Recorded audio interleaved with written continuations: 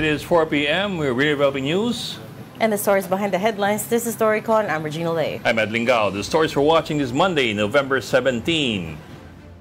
High-ranking officials tagged in the flood control scam may soon be served arrest warrants. In a podcast by journalist Christian Esquera, Ombudsman Boying Remulla named Senators Chis Escudero, Joel Villanueva, Jingo Estrada, and former Senators Bong Revilla and Nancy Binay as possible recipients of arrest warrants by December 15. Remulla also said that former Ako Bicol Congressman Zaldi Co and entrepreneur Maynard Ngu are included in the list. He adds that investigations are continuing on more than 20 lawmakers, including Senator Mark Villar and former Senators Sonny Angara and Grace Poe.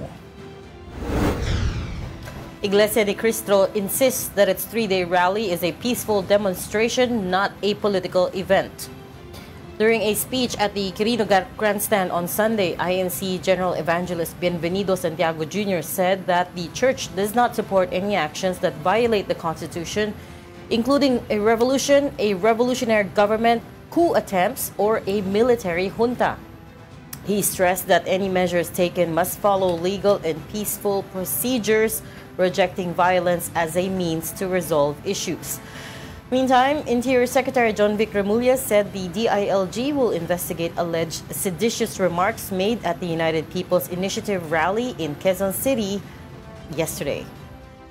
There is with the freedom of expression comes a sense of responsibility. So calling an act of sedition is not curtailing, it's dangerous to the state. The Quezon City Police Department is also monitoring alleged seditious materials or statements that were made at these rallies.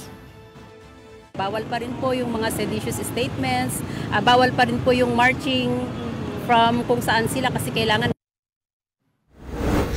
VP Sara Duterte has once again blasted President Bongbong Marcos over how he is supposedly handling the flood control mess issue and the national budget. Here's part of her video statement today.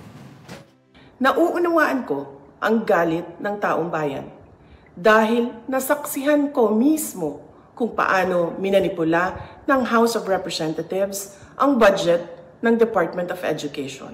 Misulang ginawang pork barrel ang pondong nakalaan para sa kabataang Pilipino at pinaghati-hatian ng mga kongresistang malapit sa mga makapangyarihan. The President now faces a profound crisis of confidence, especially in the way these corruption investigations are being handled, which appear to lack both direction and resolve. We also seek clear answers on how a budget that deprived Filipinos of billions and billions of pesos was approved under his watch. To this, Palace Press Officer Claire Castro tells the Vice President not to be self-righteous. Castro says, and we quote, "Huwag magmalinis ang hindi malinis. Huwag magpakabayani ang hindi bayani."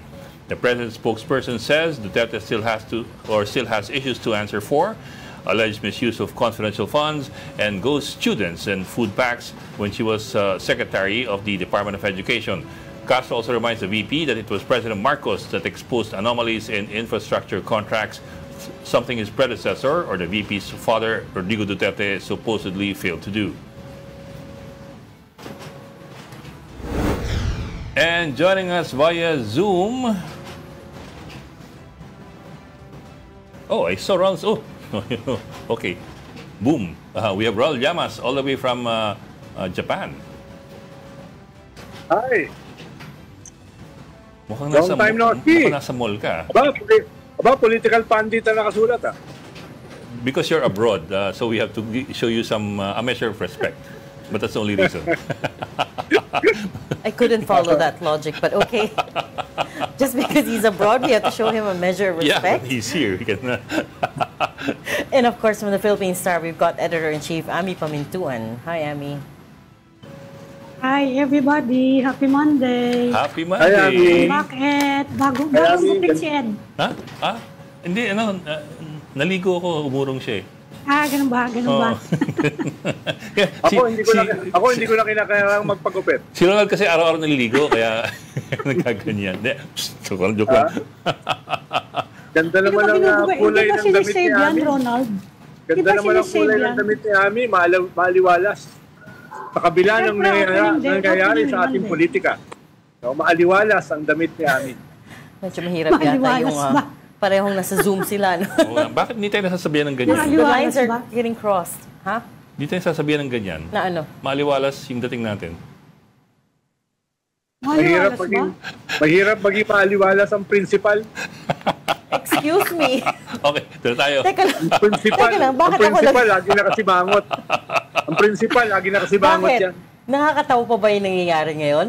Oh, yan. Yan ang mga hugot. So, yan ang mga hugot. Yan ang hugot. Wala ka na magagawa kundi tawanan na lang eh. Kasi naman ma-depress ka. Okay, so we might as well just laugh. Ganon. Kasi With every- ma-depress ka, di ba?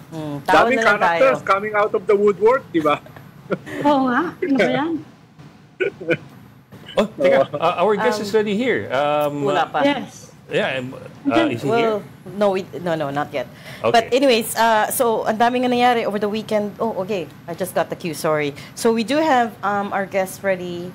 So let's get to him. We are talking to Prosecutor General Richard Padulyon. Good afternoon, sir. Can you hear us? Okay. Yes, I can hear you. Good afternoon to everyone, and thank you for the invitation. Good afternoon, sir. Thank you Good for joining afternoon us po. this afternoon. I'm Amy. Good afternoon, attorney. Good afternoon, Sir Ronald. Sir, everybody's waiting for word on kailan talaga magsasampa ng demanda.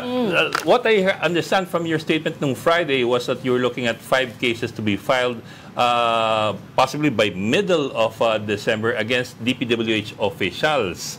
I think that's what you said in the Senate. But I suppose a lot of people are also waiting for whether or not you're also filing cases against people in the legislature, whether congressmen or senators. Yes, sir. Attorney, anong relasyon dyan nung ginagawa nyo dun sa ombudsman na sabi kagabi ay sasampahan niya yung kaso specific na mga senador, specific na mga kongresista at specific na mga kontraktor at saka tiga DPWH sa December 15? Kamusta ba yung coordination nyo diyan sa sinabi ni Ombudsman Remulla kagabi? Yes, sir. I'll first address the question that was raised by Sir Ed. It's correct po, yung sinabi ko po no Friday during the hearing that we have 5 cases which we are investigating now. These are ghost projects, flood control projects involving DPWH officials from Bulacan District 1.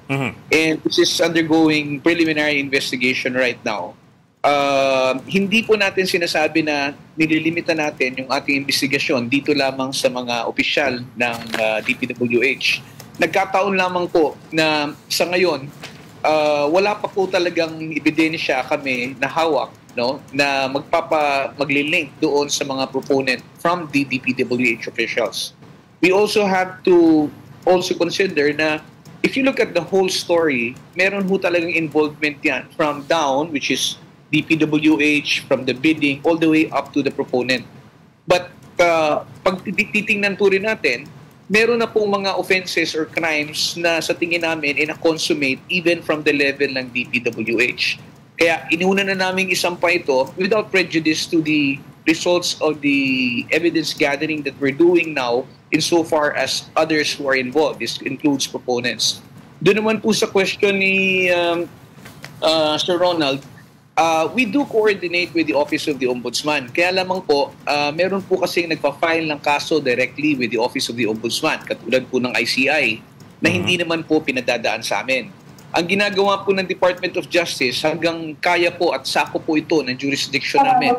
To say, cases being within the jurisdiction of the Regional Trial Court, we will not wait for instructions from the Ombudsman. We will really start investigating them. But for purposes of coordination, we refer it to them just so that there will be no duplicity insofar as the cases which are being investigated. Ngayon, kung kami naman po ay bibigyan ng ombudsman ng deputation, as in this case, we were deputized to conduct the PI for the 5 cases, itutuloy po namin yan at kung ano man na maging resulta ng aming investigasyon, ay subject pa rin po yan ng approval ng ating ombudsman. Sir, baliw ko lang sabi niyo po, wala pang ebidensyang hawak kayo na magli-link sa proponents sa mga DPWH officials. I think that's what I heard you say. Yung sinabi po nila dun sa, under oath dun sa Kongreso at Senado where they were basically testifying against self-interest and linking all these other legislators, hindi pa ho yun tatayo sa isang kaso? Well, sir, if you can asking me if it is considered or it may be considered as evidence, yes, it may be considered as evidence. But the question is it sufficient to meet the quantum of evidence to get a conviction, which is proof beyond reasonable doubt? Kaya po ang ginagawa po ng department ngayon, hindi po basta lamang na dahil may binanggit na pangalan, sampahan na kaagad natin ang kaso. Dahil even all these revelations, even all these disclosures made in statements are still subject to validation. And it has to be accompanied by something that can corroborate it. Para pagdating po sa husgado, mas matibay po yung tayo ng kaso. Hindi lamang po siya for the purpose of filing, but it's something that can withstand the rigors of trial and kaya po nating abutin hanggang dulo na meron pong maparusahan at meron pong ma-hold accountable. And so, itong first batch of cases that you are filing, what specific charges will these be? Malversation, narinig naman yung malversation from former Justice Secretary Justice Secretary Boying Remulla. What else? Malversation, there's direct bribery, violation of the Anti-Graft and Corrupt Practices Law, ma'am. So far, that's what we have. But also, we can already inform you that apart from these cases which are undergoing preliminary investigation, we have cases which are already being evaluated by our prosecutors. However, these are not yet docketed as cases for PI. These are for evaluation para tingnan po kung sapat na po yung nag-gather na ebidensya ng NBI at ito po ay pwede nang gumalaw at mag-move forward into a preliminary investigation. Attorney, lumabas na sa lungga si Elizalde ko, no? Kung sakasakali, kasi sabi niya he's claiming threat to his life. Kung sakasakali, pwede bang magpadala lang siya from abroad ng affidavit signed tungkol dan sa mga statement niya? Kasi lahat naman sinasabi. Bali wala naman niya sinasabi mo unless you submit a sworn statement. Pwede bang kahit nasa abroad siya, padala lang ng affidavit signed, properly notarized, yung hindi peking notary ha, para lang ibigay yung side niya? Pwede ba yun? Well, it's something that can start off the investigation as long as it is something which should probably be apostilled or executed and notarized before a consulate in the country where he is. Then that's something that can start the ball rolling insofar as looking into his allegations po. Kasi tulad po ng binanggit ko kanina, Ma'am Amy, hindi po ibig sabihin na dahil sa may mga pinangalanan at may mga aligasyon doon, agad-agad ito po ay magiging pasihan na ng kaso. Kailangan po tingnan natin kung kaya po itong makorroborate at kaya po itong mabalidate. So sa prosecutor siya muna pupunta, no? Yung statement niya. Kasi yung ibang mga sinabi niya, kailangan, I think you will need siguro a law enforcement agency to investigate, di ba? Ipapasa niyo ba sa kanila or you will be coordinating kung sakasakali lang? Nasa inyo ipadala. Ang binanggit po sa pagkakaalala ko dun sa mga napanood kong video na pinadala ni former congressman ko, may mga binabanggit po siya ng mga opisyalis ng pamahalaan. And considering that these are salary grade 27 and above, this would have to be forwarded, whatever his statement is, to the Office of the Ombudsman for purposes of validation. And then, ang Ombudsman na po ang magpapadala dun sa kanilang parang field investigation office to try and validate po itong mga sinasabi ni former congressman po.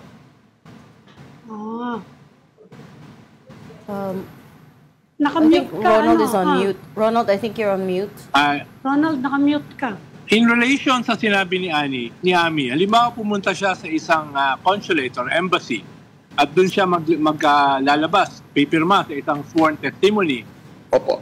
Posible ba siyang hulihin o i-detain ng ating consulate or embassy? Baka yun kasi baka takot siya na gawin yun eh. Assured ba siya na hindi siya huhulihin kung sakali? Sa ngayon po, wala pong basihan para hulihin siya. Kasi remember sir, there is no case which is filed against him yet. So it cannot be considered a fugitive such that if he goes to the embassy, which is considered also part of Philippine soil, the Philippine laws can be extended and implemented. So, ang purpose lamang po nun is para pumasok siya sa jurisdiction ng ating mga authorities. Kaya natin sinasabi na siguro kailangan niyang magpakita doon sa embasiya natin, sa kung anong bansa man siya naroon. Pero kung dun sa tanong niyo, Sir Ronald, kung pwede na siyang hulihin, Sa tingin ko po, sa ngayon wala pa. Kung wala pa naman pong kaso na isasampa laban sa kanya, at kung wala naman pong warrant of arrest that was probably issued by a competent court, whether the Sandigan Bayan or the Regional Trial Court. Speaking of sworn testimony, sir, ano na po yung balita dun sa investigation nyo into the testimony of Orly Guteza? Last we heard the DOJ was investigating it upon the orders of the Manila Trial Court that found that it was falsified. What did you guys find? Well, as it is right now, ma'am, no, we have to, yung kasing order po ng husgado, which to date, I have not seen yet. We have requested for a copy already. Will be forwarded to the National Bureau of Investigation.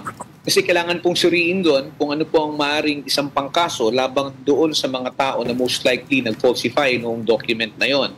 At sila po ay magagawa ng investigation bago po yan maisampa or mapadala sa Department of Justice. Now, remember also that Orly Guteza was never investigated by the Department of Justice before. He came out only in the Senate Blue Ribbon Committee hearing. He did not make any mention that he was asking for any protection. So there was no coordination that was made with the Department of Justice, particularly the Witness Protection Program. So ang alam lang po namin tungkol kay Mr. Guteza, yun pong salaysay niya na sinasabi ng husgado, peke yung notaryo na nagnotaryo ng dokumento. Oh, to this date, you haven't received the court order. Ang tagal na nun. That was a few weeks ago. Yes, ma'am. We've seen unofficial copies already. So nagpapakuha na kami sa husgado para na sa ganun maipadala sa NBI, no? For purposes of them starting or to look into the investigation, do an investigation on the alleged falsification. Sir, sabi ni Justice Secretary John Vic, iimbestigahan nyo daw ng DOJ yung mga possible seditious statements kagabi doon sa People Power Monument. Meron bang anything new there? Baka may update kayo para sa amin. I saw that also in the news, Ma'am Amy, pero wala po akong nalalaman pa ngayon na nire-refer sa amin for purposes of investigation.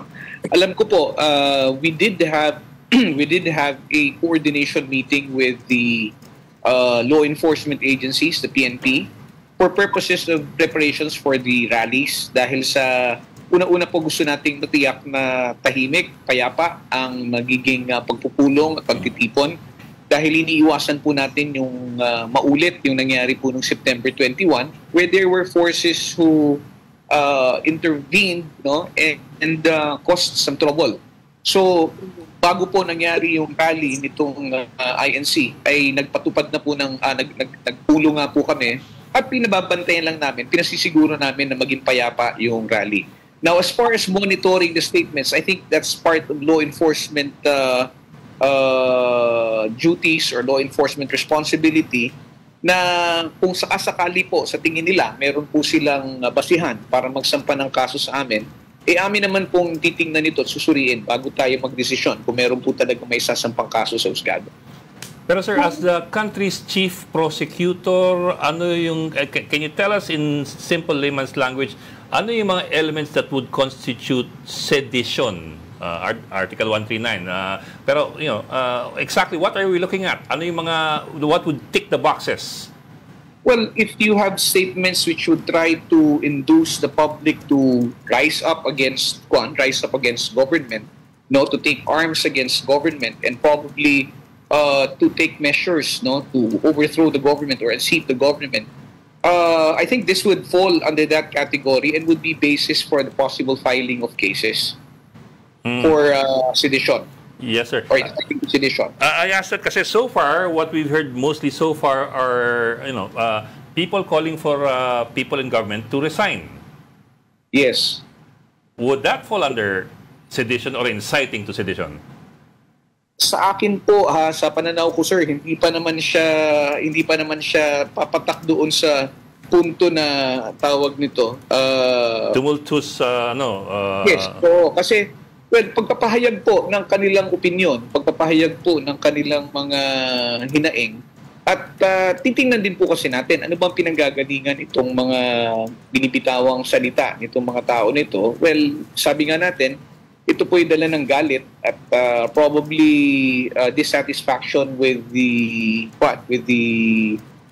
itong mga flood control projects. Siyempre, lalo po hong naha-highlight yan with all the calamities that we're facing, people's emotions really get stirred. But if you're talking about inciting to sedition, ang sinasabi po kasi nito is you encourage people to resist, rebel, or cause public disorder, no? Na so far naman sa nakikita natin, let's say for example, yung rally ng INC, well, these are mostly people talking, pero wala pa ho akong nakikita na nagbigay ng pahayag na sinasabi na dapat alisin na natin sa pagkakaupo kung sino mang mga nasa pwesto sa ngayon. How about calls for the military to withdraw support? Well, that's something. Sinisigaw na yan sa EDSA. Sinisigaw na ng mga UPI at saka nung Maysug. No? At directly, sumisigaw na sila na pabagsakin ng gobyerno.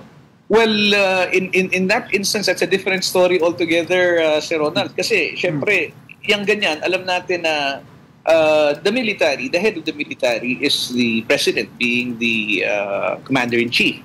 And yes, when you're asking the military to practically withdraw its support as against the president, it already means that you're trying to unseat a sitting president simply because you want the issues that you want to be addressed immediately.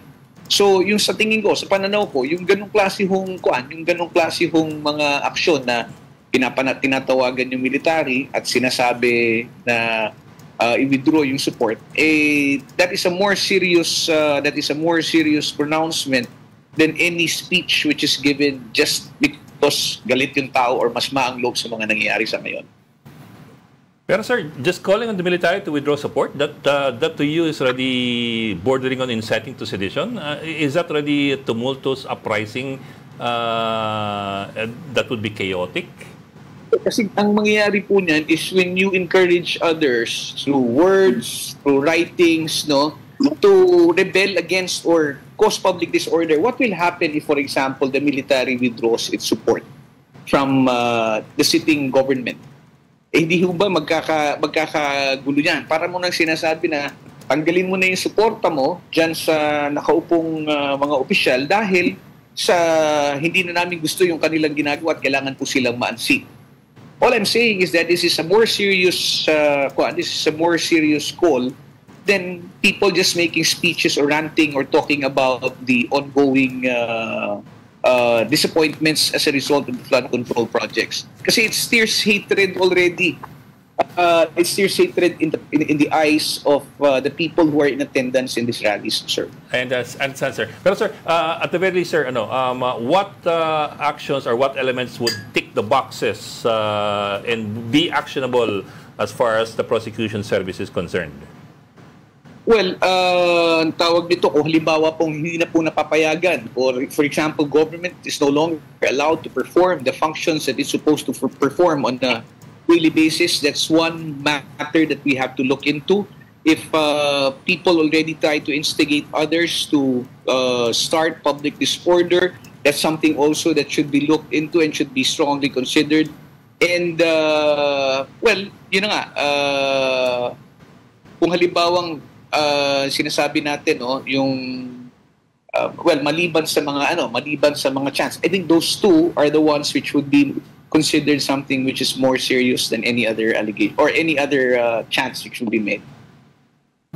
May element of disruption and possible violence, yun ang sinasabi nyo. Yes ma'am. Hindi lang basta salita.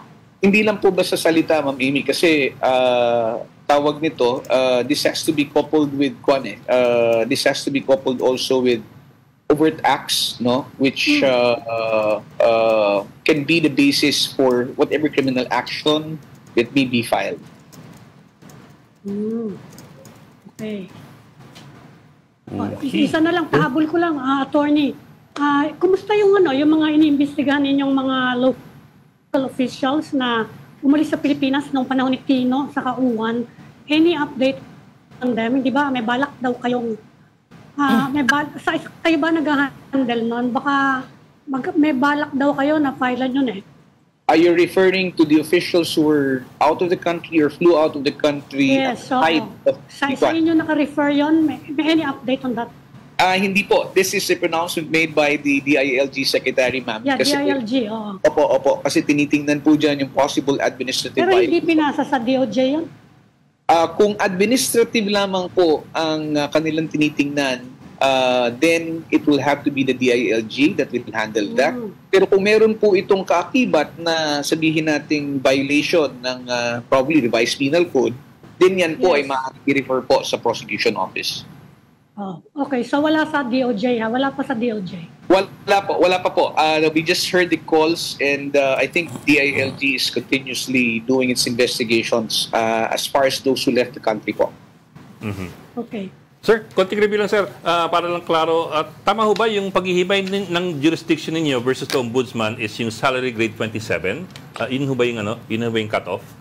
Hindi po, hindi lang po salary grade 27, Sir Ed. Bali po, if the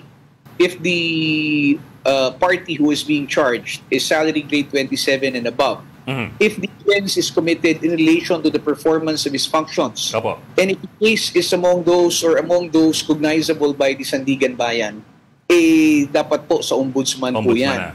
Pero wala pong makapagpipigil sa ombudsman kung gusto po nilang i-deputize ang Department of Justice for the purpose of conducting the preliminary investigation and or yung tinatawag nating possible prosecution kung darating na po tayo sa husgado. But as a general rule, if it's beyond salary grade 27 in performance of their duties, wala hong doon yung prosecution service? Wala po. Sabi ko nga po, it would fall within the primary jurisdiction of the ombudsman, pero pwede po nila kaming i-deputize. Halimbawa na lamang po niyan is yung kaso po ng former President Erap Estrada. Although the case that was filed was for plunder, initially the case was referred to the Department of Justice for the conduct of the preliminary investigation po. And the prosecution was also handled by the Department of Justice. Sir, yung 27, ano rango yun? That's congressman up or ano? Yes, sir. Congressman, hindi lang ako tiyak, sir, kung ang mayor, parang ang mayor yata is, hindi ko alam kung should 26 be below lang or 27. Oo. Okay. Before we let you go, sir, just wanted to get a quick update on the case ni Senator Bato de la Rosa. Has the DOJ received the alleged arrest warrant from the ICC? And if you do get it, even if you don't have it now, what's the DOJ gonna do here? Kasi of course, there's complicating factors, not least of which is the petition that he filed before the Supreme Court questioning the legality of the arrest of former President Duterte. So how will you handle all of that? To answer your first question, ma'am, if there is anything definite already insofar as the warrant of arrest, wala pa po. Up to now, we have not seen a copy. We have not received a copy of the warrant of arrest coming from the ICC. Ngayon, kung halimbawa naman po na dun sa punto ng what if in event we do receive it, what action will the department take? Well, there are views that we should do the same thing that was done with the arrest of the former president. But, syempre, again, if you ask me, the circumstances then are different from the circumstances now. At that time when former President Duterte was arrested and brought to The Hague, wala pa ho itong mga petisyon na ito eh. Ito po mga petisyon na to ay finally Senator Bato, I think, if I'm not mistaken, because he also had this feeling na baka mamaya lumabas nga yung warrant para sa akin, no? It would not really serve the purpose of the former president, but more of Senator Bato. Having said that, considering that the case is now before the Supreme Court, and the Supreme Court has not yet acted on it, I would deem it best that we await the decision of the Supreme Court on the matter para definitive ho tayo sa kung anong aksyon ang pwede nating kunin. meron pong nagsaad na sinasabi hindi na pwedeng gawin yung dati because of yung extradition. Pero this is a position that the department does not agree with for the simple reason na nakasaad po sa 9851, yung sa international humanitarian law, that there are really two options which are available. One is extradition, the other one is surrender. So to constrict government by saying that extradition is the only track, I think is premature up until then, or up until when the Supreme Court decides on the petition which is pending before it. But isn't it also true that extradition can't be an option because the ICC is not a sovereign nation? Extradition can only exist between two sovereign states that have treaties, and the ICC is not a country. You're correct. You're correct there, ma'am. That's precisely the point why we find it difficult to accept that extradition would be the mode, considering that yes, ICC is an international criminal court. It's a judicial body. It's not a state with which the Philippines has an extradition treaty. So, yun po yung sinasabi natin na paano tayo magre-resort to extradition. No? So that's why we're saying that as far as government is concerned, we should not be constricted into an option, no, which is not even really clear because, as you stated, we're not dealing with a sovereign state. We're dealing with an international judicial body. So let me Pero see. attorney, bakit ganun ang posisyon ni ex-Executive Secretary Bersamin at ex-Supreme Court Justice Chief Bersamin? Bakit ganun ang posisyon niya dyan sa usapin ng extradition? I wish I could surmise on what the Executive Secretary was basing it on po, sir. Pero siguro, hindi ko lang po alam, no? I'm just guessing that, remember that the Supreme Court came out with parang guidelines po ngayon sa extradition, no? Para ipaliwanag kung paano talaga yung proseso. Pero, yun na nga, nung binitawan po yun ni Executive Secretary, with all due respect, syempre kailangan po nating tingnan. Hindi naman natin sinasabi na, since ginawa natin ganito yung ginawa nung time ni former President Duterte, ganito rin ang gawin natin. Meron po tayong, kumbaga, we have to be a bit more circumspect now because like I said, the situation now is a bit different. There are petitions pending before the Supreme Court, which I believe should first be resolved. So once and for all, the direction or the correct action that should be taken is the one that we will follow. If the Supreme Court says extradition and they explain it in the resolution, then we will have no other recourse but to follow it. But all that we're saying is that we cannot, hindi natin pwedeng sabihin na yung extradition kasi marami hong ipapaliwanag paano tayo mag-extradite sa isang body na hindi naman po sovereign state. Diba? So, mas maigi na po na hintayin na lang po natin yung resolution po ng Korte Suprema dun sa bagay nito. So, Or imbitahin ni Ed at ni Reg, si former Executive Secretary Bersamin dito sa Storycon. We will try. Pero sir, to be very clear, ibig sabihin, if the Supreme Court says the arrest of Duterte was illegal, then you will follow that directive. And let's say when the arrest warrant, if the arrest warrant comes for Senator Bato de la Rosa, and then the Supreme Court says it's illegal, it's not right, then you will not surrender or extradite him. Is that correct? Well, whatever the Supreme Court says and however the Supreme Court rules is the position, or that will be the direction that the Department of Justice will follow. Okay. But on the other hand, you can turn over someone to the Interpol, hindi ba? Yan naman yung yes. hindi naman extradition yan eh. Yes.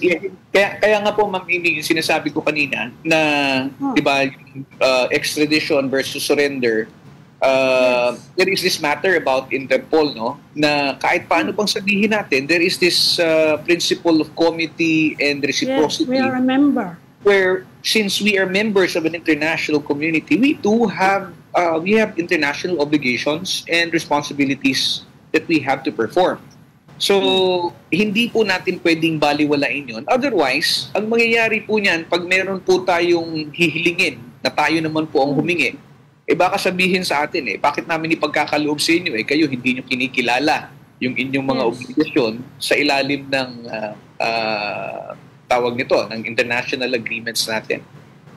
Pero sir, ano yung impact ng petisyon ni Attorney Torreon to the Supreme Court for a TRO, given the fact that apparently wala pang iti-TRO kasi hindi pa lumalabas yung... Hindi actionable. Is it already actionable or is it premature to file a petition for a TRO for something that is apparently not yet there? Not yet happening. Well, hindi ko rin po alam kung anong nasa kaisipan ni Attorney Torreon. Siguro po gusto niyang pangunahan na in the event na dumating po yung warrant, sige, pigilan natin, mapigilan sila. Pero I think the Supreme Court would also take the cue from the fact that since the executive branch is saying na wala pa naman ho kaming natatanggap, di ba? Ano hong pipigilan natin? Hindi naman po pwedeng maging mag-forecast, magkaroon ng forecast na kung halimbawa mangyari, eto na ang sagot dun sa inyong tanong. A temporary restraining order operates to act or prevent something which is already there. Impending. Yes, impending or something which is about to happen. Okay. We will leave that there, but thank you so much for talking to us today. That was Prosecutor General Richard Fadulyon. Thank you, sir. We'll have you back on the show another time. Okay, thank you very much po to all of you. Thank you, Sir Ed, Ma'am Amy, Sir Ronald, and Ma'am. Maraming salamat po sa pagkakataon. Thank you, sir. We had to cut that short because there's a bit of a, well, can I say it's breaking news? Well, hindi pa confirmed, but there are talks that Executive Secretary Lucas Bersamin is on his way out to be replaced by Finance Secretary Ralph Recto. Let's bring in News 5's Palace correspondent Maricel Halili. Mase, where are you? Hi, Mase, can you hear us? Hi, Reg. I'm big day na yes, naman. I can hear you. Yes, na naman. I'm still here at the new executive building in Malacanang. We're waiting for Secretary Claire Castro. Kakasabi niya lang na magsasagawa ng press briefing this afternoon. Most likely, she will discuss about the cabinet revamp kasi maugong talaga yung usapan na mawawala na as Executive Secretary si E.S. Lucas Bersamin. But up until now, wala pa tayong official confirmation from Malacanang, especially after siyang i-deny ni Finance Secretary Ralph Recto sa Senate kanina na wala daw offer sa kanyang posisyon. Pero matunog pa rin talaga yung usapan that he will replace E.S. Bersamin as the Executive Secretary. Kanina, minessage namin si E.S. Bersamin and ang sabi niya lang, tinanong lang namin if it's indeed true na papalitan siya as E.S. Ang sabi niya lang, wait for the announcement. Iba ito doon sa naging message niya over the weekend. Kasi over the weekend, tinanong na rin namin kung totoo ba na nag-resign siya, totoo ba na aalis na siya sa position. And ang sabi niya, hindi niya alam kung saan nanggagaling yung speculations. But again, kapag kasi binacktrack natin, minsan na rin kasi na-involve yung pangalan niya doon sa flood control project. We don't know for sure if this is the reason kung bakit umugong tong usapin na to. Pero yun kasi yung nakikita natin, the possibilities. But you're saying kasi discuss the cabinet revamp. And a revamp sounds like more than one position when you say revamp. Yes, cabinet Yes, yes, Bok. Kasi ang lumalabas, aside kay Secretary Recto, baka kasi si Secretary Frederick Go, baka kasi ilagay bilang kapalit ni Secretary Recto sa Department of Finance. Pero kanina, dumaan kasi dito sa Secretary Go, ayaw niya magsalita. Nag-smile lang siya. Tapos kanina, nakita rin natin dito si DICT Secretary Henry Aguda. We asked if he knows something about the cabinet changes in the cabinet. Ang sabi niya, wala daw siyang alam. Quiet din siya tungkol doon. Pero nagpunta siya dito to talk to Secretary Go. Hindi niya naman sinabi kung ano yung pag-uusapan nila. So, wala pang nagsasalita among the cabinet secretaries about the possible changes. Maricel, kung sakasakaling matuloy, ano yung dahilan? Yung pinakamatunog lang naman na dahilan kung bakit mawawala si E.S. Bersamin. Naku, Ma'am Amy, hindi pa natin alam kung ano talaga. Pero kung babalikan kasi natin yung mga nangyari. Na-involve nga rin kasi yung pangalan ni ES. Minsan din siyang nabanggit doon sa ni DPWH, dating DPWH Yusek Roberto Bernardo, doon sa sinasabing kickback scheme ng DPWH. And if you recall, kahit doon sa statement ni dating Congressman Zaldico, binanggit din niya yung pangalan ni Adrian Bersamin, who's also a relative of ES Bersamin. We do not know for sure if that's the reason.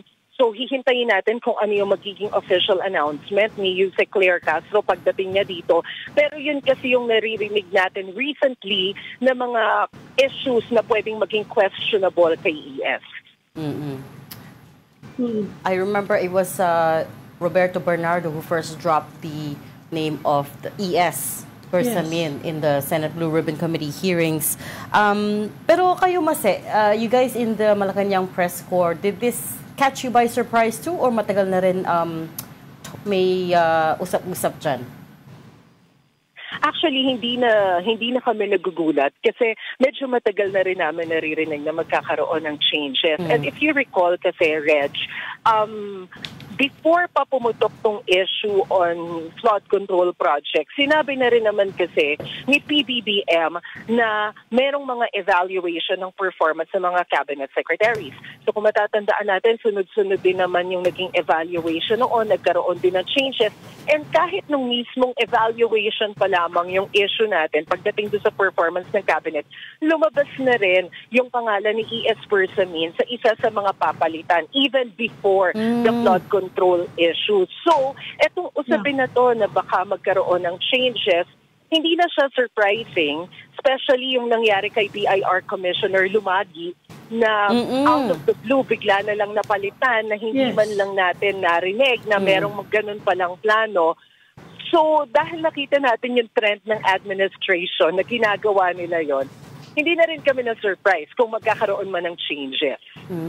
Pero Bok, the executive secretary is not some obscure position. That's the little president.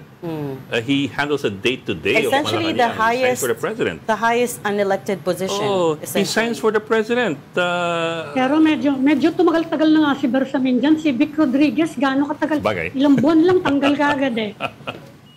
Hindi ba? Sakit mo naman magsalita, Ami. Balik sa kuweba.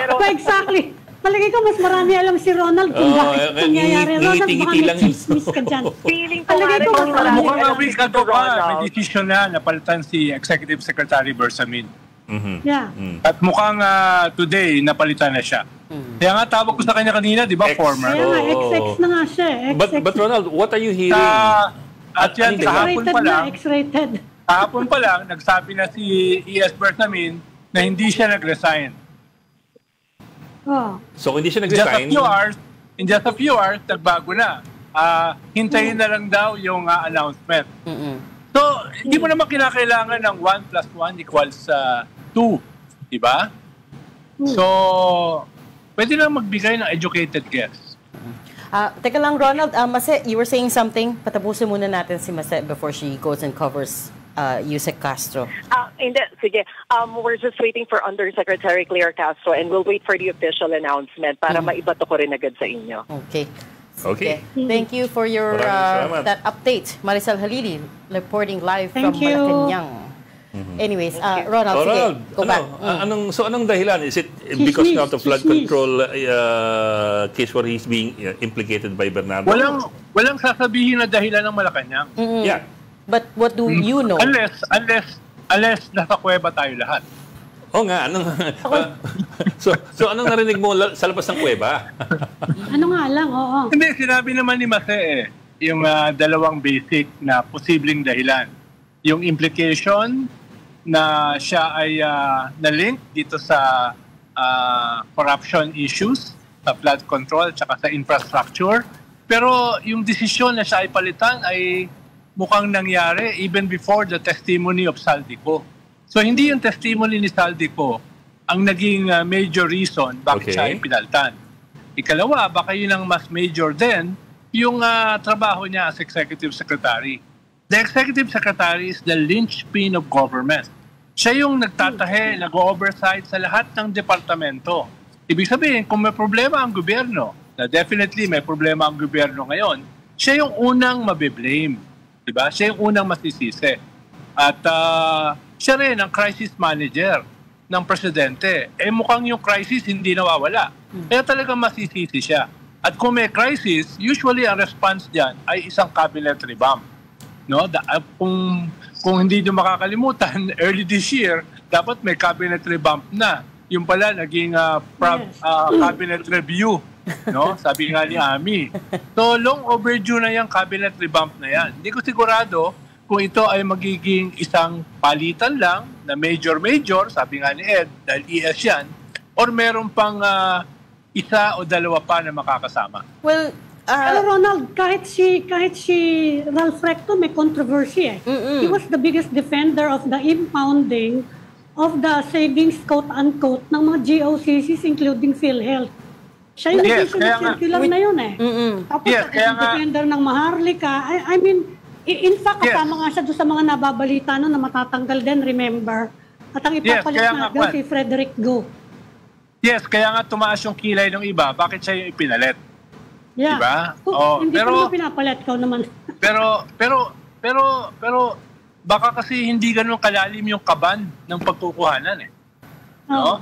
Baka hindi ganun kalalim eh. Yung kanilang bench. Yung kaya niliriko doon. Katulad ng early this year.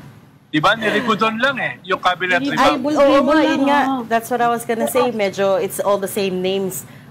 Pero on that issue, Ami, remember President Marcos has already ordered the return of the 60 billion pesos back to PhilHealth after sumabog siya, diba? So, sabi mo, Ronald, you don't think he's, in essence, you don't think CES Bersamin did his job well kasi lumaki na lumaki itong crisis na ito? Yes. Yes. Dahil ikaw ang first and last line of defense ng presidente. Umabot sa ganito ay yung advice mo, yung iyong oversight, yung iyong pagiging linchpin at saka crisis manager, ay nag-fail ka. Actually, dapat hindi ka natanggalin ng presidente. Dapat ikaw na yung kusang umalis. What could he have done? I mean... mukhang hindi naman talaga siya yung para sa posisyon eh. Siya isang judge, siya isang dating Chief Justice.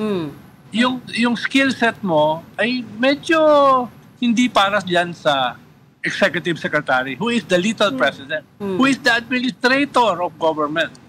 Na ikaw yung, inuulit ko, ikaw yung linchpin, ikaw yung tahe, ikaw yung oversight, ikaw yung first and last line of defense of the president, ikaw yung crisis manager, etc., etc.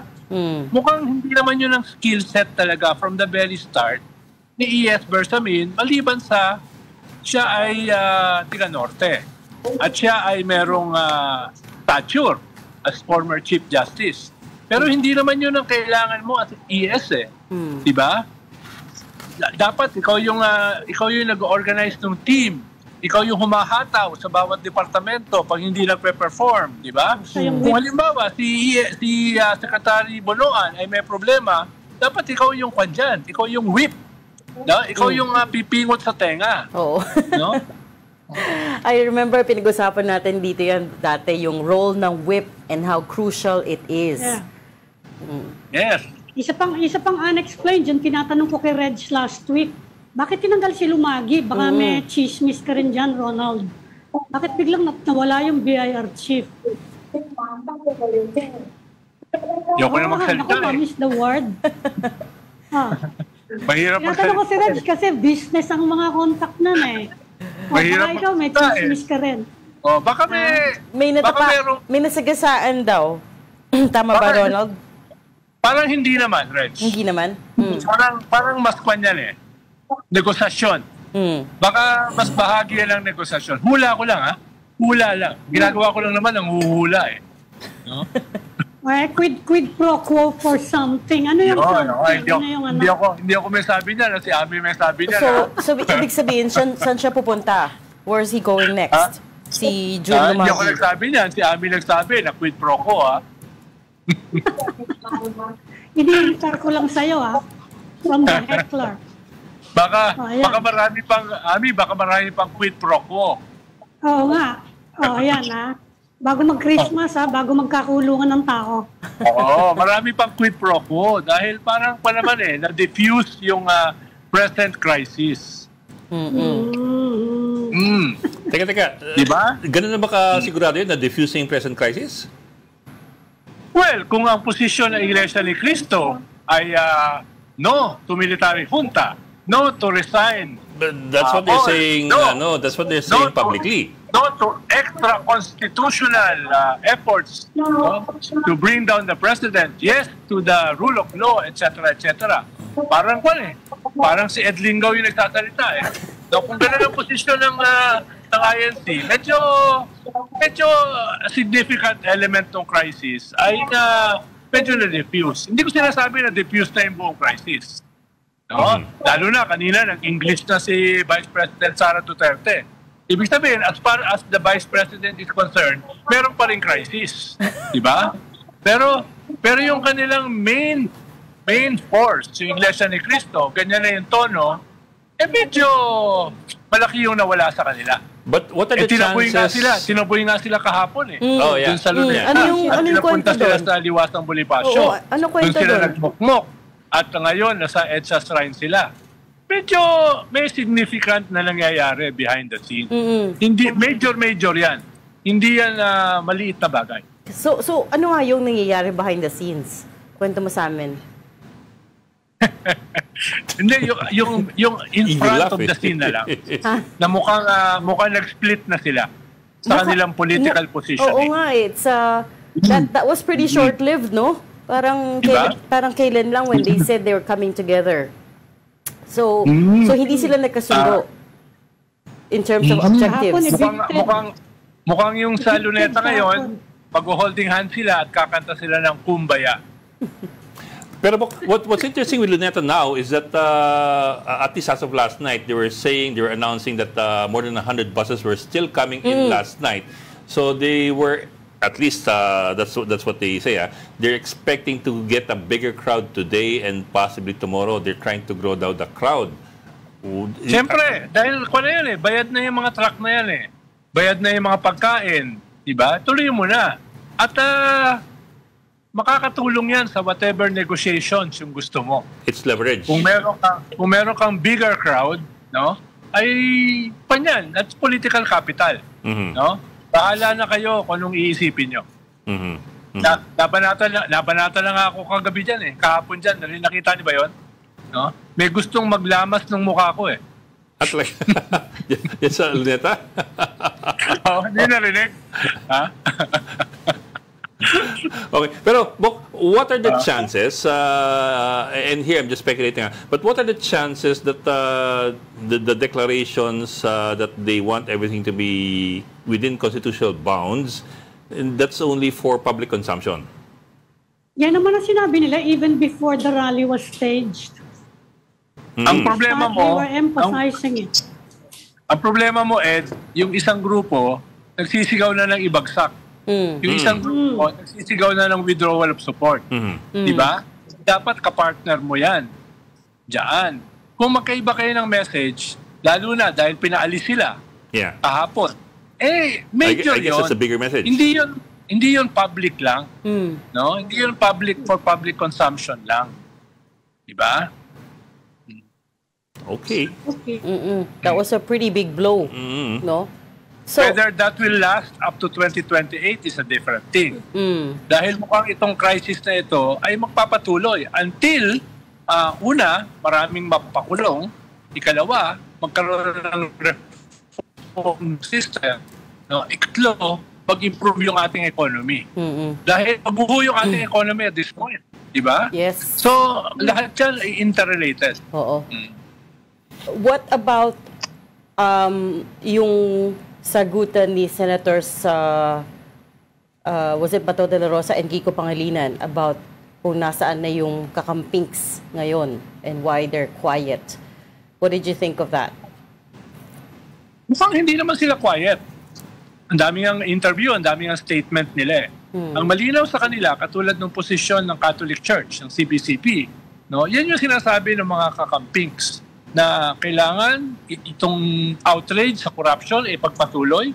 Dapat may makulong, makasuhan, magsoli ng ninakaw. Pero lahat ito ay dapat gawin within the constitutional limits. Siyempre, sila ba to na gustong pabagsakin ng gobyerno? Ayaw nun. No? Ayaw nila within the constitutional limits. Kaya yung statement iba to, mukhang pa naman yun, inaasahan naman yun. Dahil iba yung kanilang political project, iba yung kanilang political positioning. At kung iba yung sa Pink, talaga namang iba.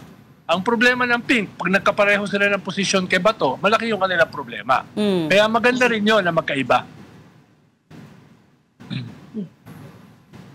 So at this point, magkakaroon ng shifting alliances, so to speak. There's an opportunity here. No? Well, not necessarily an alliance, no? Medyo nagkapareho lang ng posisyon na don't throw the baby with the bathwater. No? Wag dapat pumunta ito sa isang junta, sa isang revolutionary government na hindi alam yung mga sa likod niyan. Diba? Dahil yung iba gusto ng installation ng vice president kung mapuwersa mag-resign yung presidente. Yung iba ang gusto ay military junta doon sa resign all. So maraming may mga gusto. Pero basta yun yung kwan. It's not a coalition. It's not a realignment. It's a common position. Ayun nga, we're showing the post ni Senator Bato de la Rosa. Mas maganda sana kung sabihin niya ni Senator de la Rosa habang nasa Senate siya. Ay, oo nga eh. Oo nga. Where is Senator de la Rosa? Ay, wala sa akin. Hintay pa ng TRO, kayo naman eh. Ha? Wala sa akin. Tanong mo kay Ed. Hintay pa ng TRO eh. Baka kasama si Manny Mogato. Parang yung parang yung question nyo kahapon, nasan si Orly Guteza? Sa special coverage nyo ng protesta. O nga, bait-bait ni Ed eh. Tiga-awat eh, ng away. Ed. Nasan nga ba kasi? Teka. Nag-enjoy ako eh. Nag-enjoy ako sa panonood eh. Biglang umawat si Ed eh. Mahirap na, nasa gitna kami kaya. Kung si Ami yun, ginatukan pa yun. o kung si Ichu, no? Okay, so Ronald, ang ibig mong sabihin, medyo na-diffuse yung situation. So, mas likely na ikaw ay uuwi sa Pilipinas. Ikaw pa rin bring him home. Japanese flood control. Nagpunta ka na ba doon? Oo. Pinalabas na namin. Sa tunnel, the cathedral. Oo. Pinakita na namin yung sister. The cathedral. Yes. Ang ganda. Ang linis. Ang laki. Yung cathedral. Kasi laki ng cathedral. Tambakan ng flood waters nila. Tsaka 5, 6. 5, 6 yata yung gano'n nila sa buong Japan. Tsaka yung mismong kanila, yung mismong yung control system nila, pinagmamalaki nila. Pwede mong tignan. Hindi nakatago. Hindi katulad ng ating flood control, nakatago, kaya nagiging ghost. Sa kanila, nakalantad eh. Kahit sino pwedeng pumunta, parang tourist site. Kaya nga, tourist attraction. Dahil pinagmamalaki nila eh. Diba? Kaya walang baha. Hindi nga natin magawa, Ronald, yung subway natin, hindi natin matapos-tapos. Kasi gawa pa niyang cathedral. Delay yata bayad eh. Delay yung bayad. Diba nga, everything is frozen sa DPWH ngayon. Sinabi na sa atin yan by a few for sources sa business community that nobody wants to sign anything. Kasi nga, takot sila, di ba? Takot that baka mapagbintangan, baka they're the ones held liable for these projects. Lalo na Reg, kung yung pinakamataas na opisyal ng gobyerno before the president natanggal. Lalo silang kakabahan ngayon. Oo nga pala. Diba? Oo, yeah. Baka sumunod sila. So with this cabinet revamp again, things will stall, no? Nakita na nga natin yan with the third quarter GDP numbers that fell Yeah, Yes. baba. Yes. 4.7, 4.8. Well, Wala, below na tayo sa target ng government. Oo, way for below year. the target. And coming back to your point, Ami, na si Finance Secretary Recto nga, he also has his own controversies, diba? Yes. So it'll be interesting to see how he could fulfill this position as, how he could help the administration in this new role as ES, potentially. Kasi kasama siya dun sa mga yung mga respondent dun sa final na case nila Cielo Magno sa Supreme Court. Kasama siya dun sa respondent. Dun sa case on the Maharlika Sovereign Fund. And also pati dun sa yung sa impounding ng PhilHealth. That was in 2024 pa, yung budget na yun, yung PhilHealth. That was in 2024, that's still unresolved. So hindi pa nare-resolve yung issue na yon. Kasi hindi lang naman PhilHealth, all GOCCs in-impound yung savings. So yung issue na yon hindi pa nare-resolve ba? Si Cielo Magno kasi, sampa ng kaso yan eh. No? Dapat talaga ipalit siyang kay Recto. Yan na lang Di ba ka-duet mo eh? Kasama mo ngayon. Pasok mo nga siya sa frame. Ronald, pasok mo nga sa frame. Interviewin natin. Nasa plano na. Alas 5 pasado na.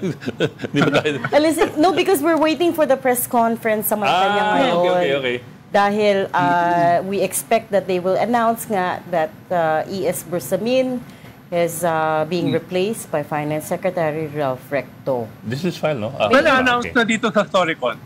Well, may iba yung mga outlets that have already broken the story. Pero of course, inaantay natin yung official confirmation that of this cabinet shake-up. Bibigyan ba ng ibang posisyon si Bersamin? As is always the case naman in government. Ayan, tanong mo yung pampalubag loob. Katulad ng ginawa kay Kwan, sa mga ibang cabinet secretary, di ba, nilipat dito, hindi magiging ambassador. No? Pero yan number 2 yan, that's the, yung primus inter pares ng cabinet. Correct. Papayag ba yan na siya? Koko sa kanya, hindi na ako papayag. Lower position? Yes, koko sa kanya, hindi na ako tatanggap. Retire na ako. Dating Chief Justice ka, dating ES. You cannot accept a lower position. Tama. Dapat retired na ako. No? Kung bigay sa kanya yung NBI. Or DOJ. Ay, hindi, meron na pala sa DOJ. Si Jimmy Santiago ng ES. Meron na pala sa DOJ. Hindi si Recto. Maybe, hindi, yung sa DPWH, pa lang acting, di ba? Acting pa lang yun Or si, sa NBI meron na si Director Lito Magno. Hindi, acting pa lang yung acting pa lang si Director Magno. Ano kaya magiging status ng DBM Secretary? Nang alin? Si Budget Secretary Mina Pangandaman. What's your, there? Ano balita mo doon? Is she also moving out? Nagtatanong ako, tapos tatanungin mo rin ako. Hindi, ikaw yung maraming galamay. Galamay. Pero tama yung position niya, di ba? Sabi niya, yung National Expenditure Program, it's the budget program of the President Bakit ka mag-i-insert ng project? Oo, tama naman. But, di ba? At bakit ka makikiusap sa mga congressmen? Mag-i-insert ka sa sarili mong budget. Diba? In the BICAM. But you know what? Paano yung gumagawa ng project Kung si Reg ang gagawa nung NEP, lahat ng kanyang gusto, ipapasok na niya yun. Ba't siya magne-negotiate sa mga senador at saka kongresista? Makikiusap ka pa, kung ano pa hihingi ng mga yung nakapalit. Ibabalik ko yung budget to 3 billion. Tsaka Ami, ba't ikaw ang kakausap? Kaya nga, presidente ka, hindi ba? Oo, pwede mo namang i-delegate kay Manny Mugato. Mogs, kausapin mo yan. Kausapin mo. Alam mo, she has a point, but I also question one thing, which is, tama naman na NEP sila gumagawa, the cabinet does it, right? Pero, and then it goes through the congressional process. But when it came back to them na hugely inflated, why didn't they do anything about it? That is my question. Because if out of anyone else, di ba ang DBM has line item oversight over the budget? So if I pass a NEP that's worth, let's say, I don't know, magkano ba yung pinopose nila? 5.5 trillion. Tapos, if former Secretary Bonoan is to be believed, may mga 400 billion pesos or so na na-insert doon, why didn't they say something, right? Why didn't DBM flag it to say, okay, teka lang, ang laki ng binago sa original na pinasa namin? Ang sinasabi ba, Reg, ang kalakihan ng binito niya, unprogrammed. Ang sinasabi mo ba, Reg, ay posibleng stupid yung gobyerno? Ang sinasabi ko is, this is a I don't know if we're allowed to use that word. Bureaucracy. I mean, hindi naman pwedeng everyone washes their hands off everything, right? Parang, okay, so sino gumawa nito? How did we get into this mess na there's hundreds of billions in insertions that were wasted? Tapos sasabihin isang agency lang yung may kasalanan nun, DPWH lang may kasalanan nun. That's also not acceptable, right? So, sinagot mo na yung tanong ko. Ng Malacanang nun, kasi naging controversy nga yan eh. Bakit ang binito mo yung karamihan unprogrammed lang naman? Parang token veto. Kasi daw, medyo late nang sinubmit at nagmamadali sila, they want the GAA passed in time, hindi siya magiging reenacted. Kasi napakaraming corruption din kapag nag-reenact ka ng budget eh. Yun daw ang hinahabol. Anyway, yun ang explanation na Malacanang. Yun din yung explanation. Para daw hindi mag-reenact. Sinayin niya, December 30 eh. Correct. The last working day of the year. Correct. Yun para din lang maipasa siya within the year. Yun din yung explanation ni... sinasabi nila. Yun din yung explanation ni Congressman Toby Tiangco. Sabi niya, President Marcos was very angry. Galit na galit siya sa budget na yon, but he ran out of time kasi kailangan na ipasa. And my question is, hindi ba mas okay na yung reenacted kaysa sa budget full of pork, full of corruption? I don't know, by the way. Maraming kalokohan niyang reenacted. Marami din. Yan yung favorite no ni GMA, hindi ba, Ronald? Oo. Nung panahon ni President Arroyo, lagi reenacted eh. Puro reenacted. Paano yung pag-reenacted yung budget, mas malaki yung control ng presidente? Yung mga savings daw. You can do whatever you want with it. Ang gulo-gulo ng budgeting na ng mga agencies. Hirap na hirap sila pag ganyan. But I also found it curious, so very curious na the president was supposedly so angry on November 24, 2024 with the Speaker Martin Romualdez and castigated him and all that. But in the end, didn't do anything about it. I mean, no investigation, no nothing until July 28, 2025, which is 8 months later. Nothing happened. Hindi ko alam na puputok ng ganito yung controversy. Nasurpresa ka, Ed? I know, realistically speaking, siyempre, in all likelihood, parang parang tama na yan. Dead ba na tayo sa mga nakaraan? Tama na yan. Let's move on. I will cut yung gripo, isasara ko na. In all likelihood, ganun nangyari. But it still doesn't sound good and look good na hindi, ang hinihingi lang naman daw kasi ibalik yung program. Yung pondo para sa flagship project, hindi pa napagbigyan. Correct. Yun ang nagwala lalo. Doon siya nagalit lang. Hindi daw binalik. Hindi binilik. Binawasan pa lalo. Kaya lalo nagalit. And you have to remember, they are yung magpinsa na yan are very close, ha? So, siguro, meron din yung ganong element. Ano ba hinihintay natin? Yung paliwanag ng Malacanang kung bakit papalitan si Iat Bersamin? Hindi na natin hinihintay kung papalitan. Hinihintay natin yung paliwanag. Sabi mo kasi, given na napapalitan eh. Exam tawag mo nga eh. Given naman talaga, I mean, a few outlets are already breaking it. Pero tama si Ami, you missed an interesting conversation with Toby Tiangco on Friday. And I mean, I saw what he was trying to do, which is he's trying to distance the president from yung ginawa ng Congress. But at the same time, inamin din niya, Ami, remember that it was President Marcos who texted Romualdez to say, time for a change of leadership in the House. Yeah. So, asa na yung separation of powers? Tatawa lang. Siguro hindi. Okay. Yan na nga. Yun yung separation of powers. Hindi na tuloy ng separation of powers presidente. bigla eh. By the way, kaninang alas 9, nagkaroon ng meeting si Speaker Bojidi sa leadership ng House. No? Pinag-usapan nila yung mga priorities nila, pinag-usapan nila yung... kasama yung Dynasty Bill? pinopropose na CONCON, no? Etc. So, meron na ba kayong news doon? Teka, isa-isa natin. Ano yung CONCON? Charter change. Oh, yeah. Charter change. Ano ka ba? Constitutional Convention. Specifically what? Constitutional Convention. Medyo malabo na yan. Just we have only 2.5 years. Assembly. Yes, pero yes, I agree, Ami. Pero seryosong proposal yan. Kaya nga, in what form? Is it a CONCON? Is it a... what's a... Cha-cha. Yung assembly, yung... Constitutional Assembly. Constitutional Assembly or People's Initiative.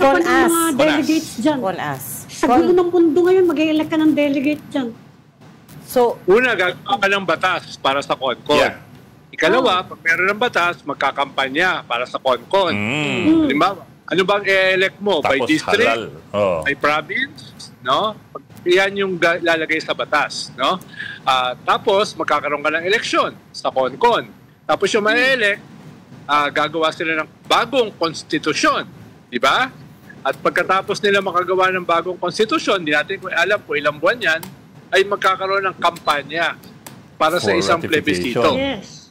Di ba? Yan ba ay kayang gawin in 2 years? Hindi kaya yan. Also, in all likelihood, ang election niyan ng CONCON delegation will be by district. So parang buboto ng congressman. Yeah. So, pero the devil is the details. How did I imply that? The devil is the details. Halimbawa, pwede mo na ipasok dyan yung anti-dynasty. Na bawal yung mga dynasty sa ma-elect sa CONCON. So pwedeng ko yan precursor of what you want the new constitution to be. No? Pero ayun na, kulang sa panahon Yun yung problema. Yeah.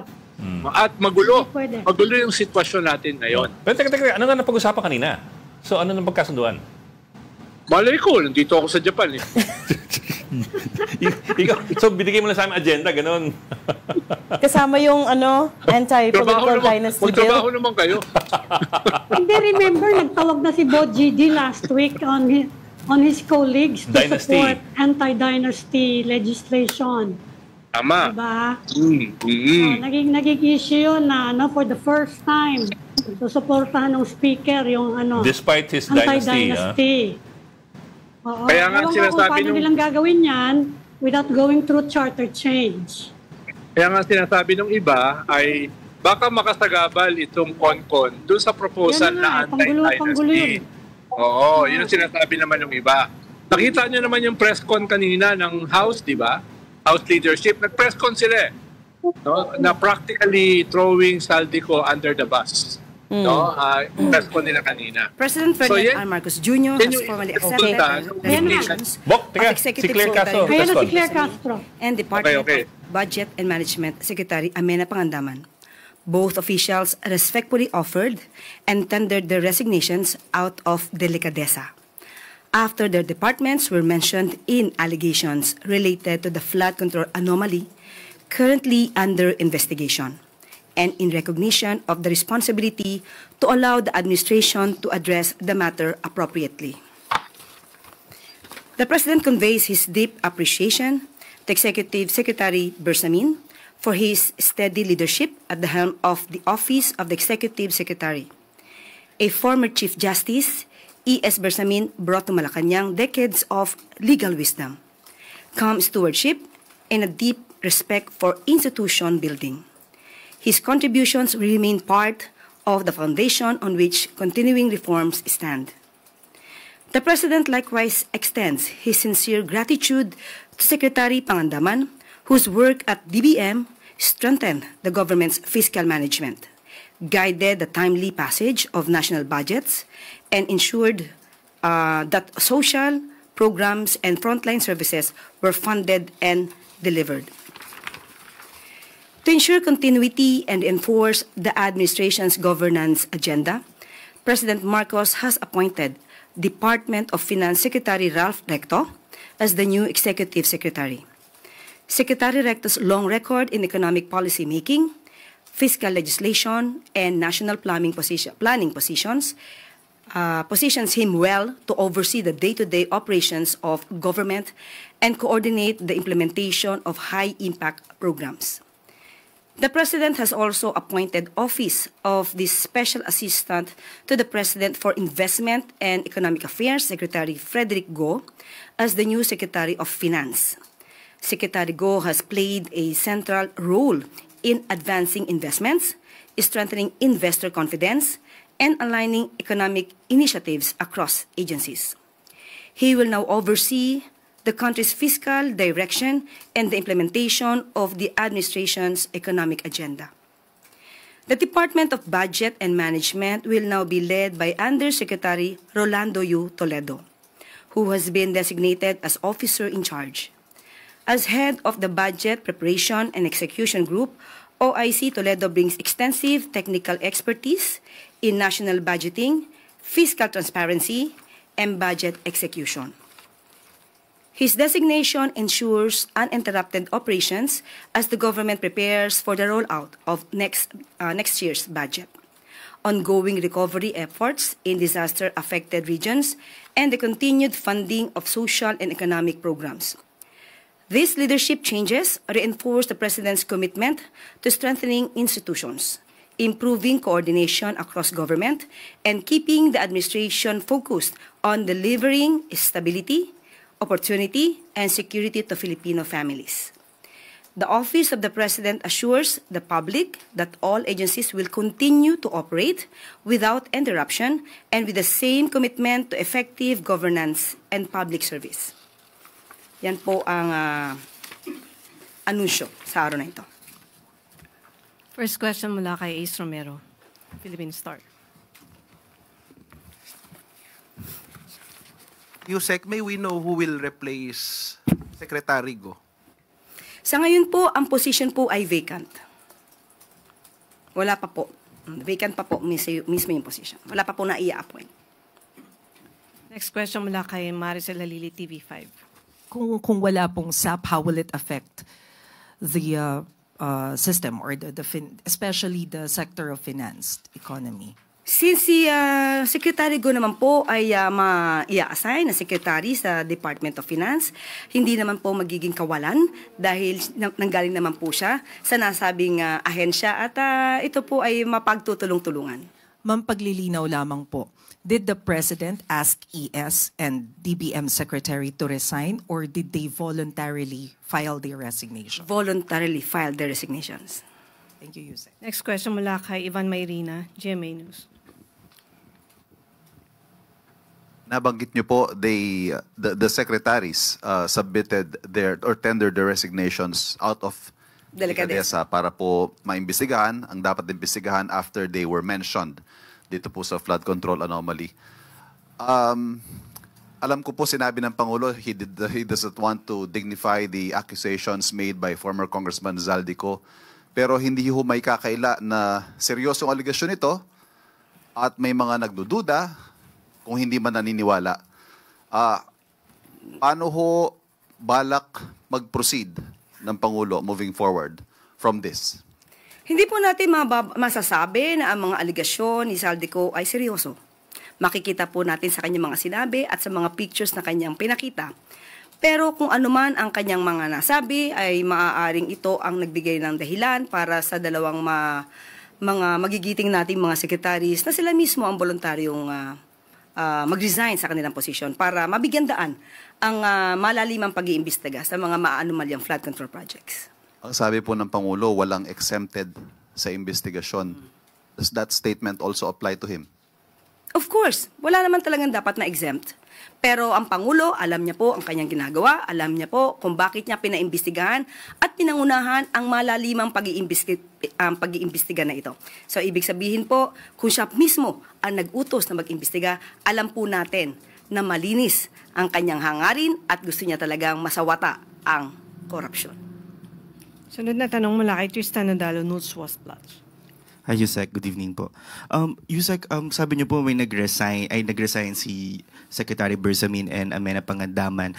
Is this also a similar challenge to other cabinet members to also submit the resignation if they feel like they're involved in this flood control anomalies? And can the public expect another cabinet reshuffle in the coming weeks or months? Kung alam po, halimbawa po ng isang miyembro ng gabinete na siya po ay may kinalaman or maaari siyang masangkot sa ganitong klaseng anomalya, nanaisin po ng Pangulo na sila po mismo ang mag-resign out of delikadesa. And last follow-up na lang po. Today, si Vice President Sara Duterte, sabi niya po, President Marcos faces a crisis of confidence mula sa taong bayan. Ano po ang posisyon dito ng Malacanang? Hindi po tayo naniniwala sa sinabi ng Vice Presidente.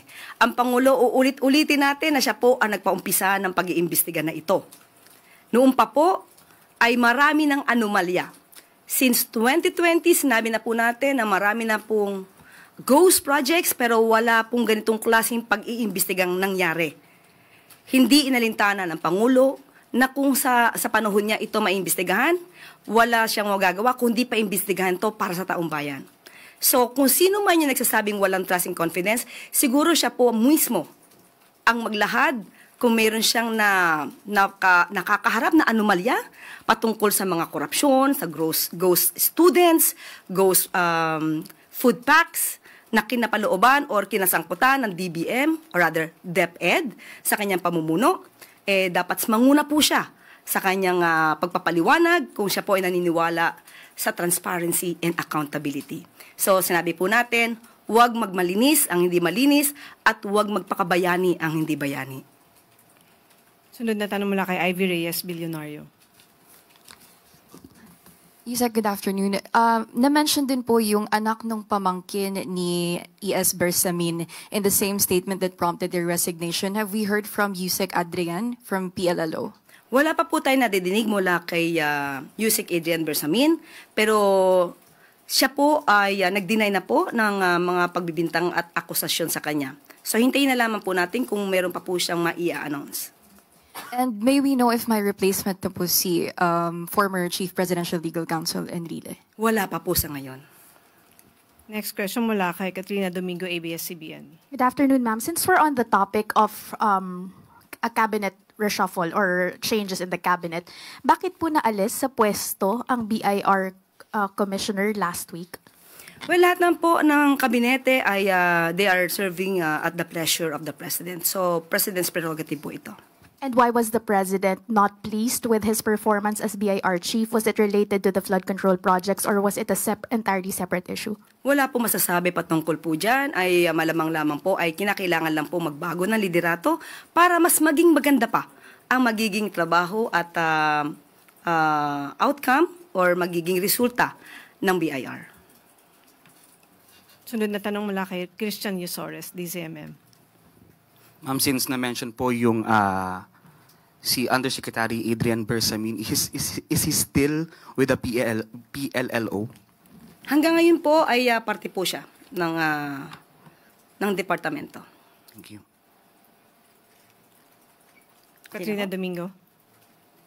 Ma'am, just a follow-up question po. Yung pagre-resign po ng dalawang cabinet secretaries, in effect, makes them private individuals now who can no longer be compelled to, or who are no longer answerable to the public, just compared when they were still public officials. How do you clarify to the public that this is not a ploy to further protect them from answering questions from the public, given nga po na now, hindi na sila considered as public officials? Kahit po pribado, kahit po nagtatrabaho sa public office, kung sila po ay liable, sila po ay mapapanagot.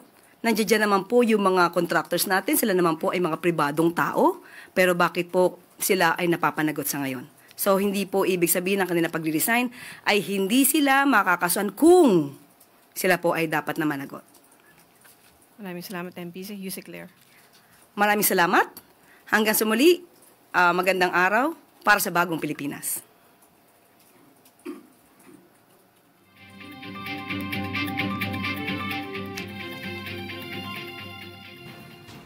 Okay, at the very least, formal announcement from Malacanang of several movements in the President's cabinet.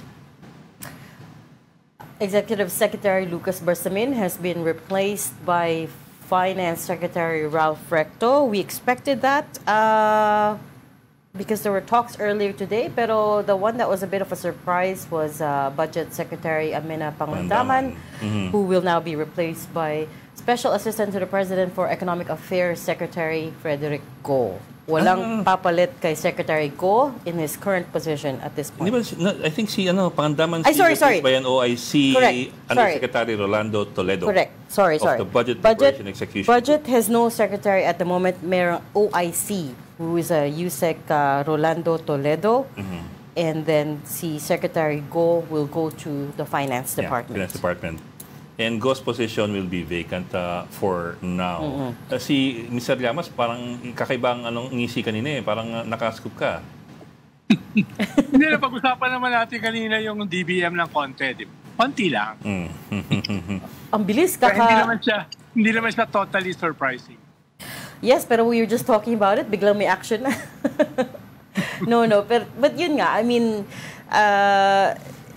they don't want one of the questions that we were talking about kanina was whether or not these were resignations offered or whether these were resignations asked for.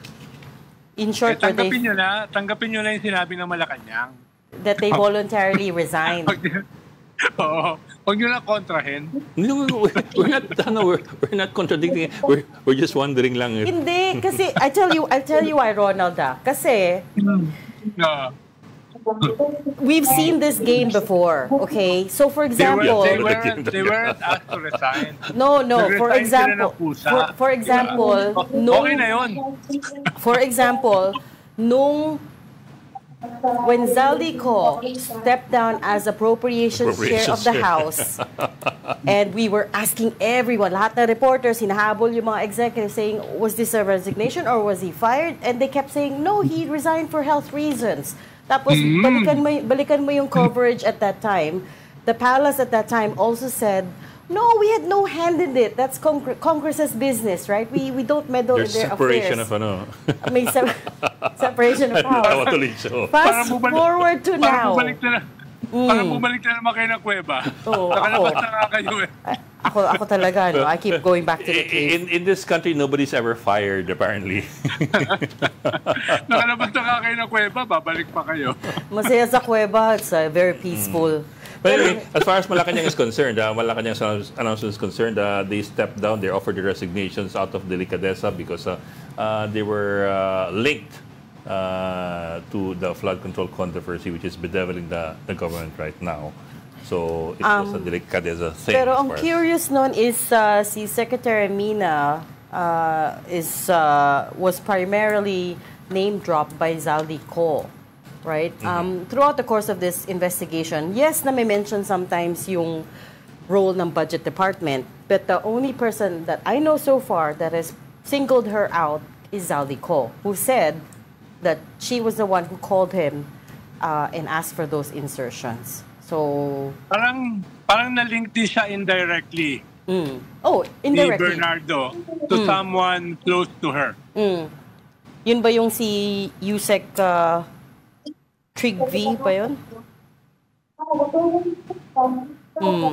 In any case, you know, whatever her role is in this, I have to say it's not a great way to go out. Kasi you will then, you know, always be remembered as the budget secretary during the time of the so-called most corrupt budget ever. Right?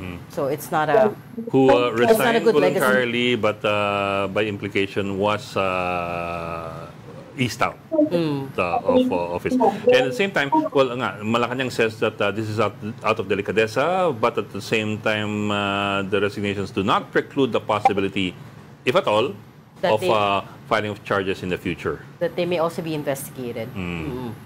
If at all. We're not saying that that will happen, but that the resignations do not preclude any actions or movements in the direction of the filing of charges or investigation for other offenses. So, who else is this it, Ronald? Ito na yung, this is the end of the cabinet shake-up, or? For now, yan lang. For now, yan lang. Ay, teka. Yan yung sinasabi ko na last week pa, na nasa chopping board. Ronald, yun lang na-formalize. Ronald, at yan ay even before the Zaldico testimony.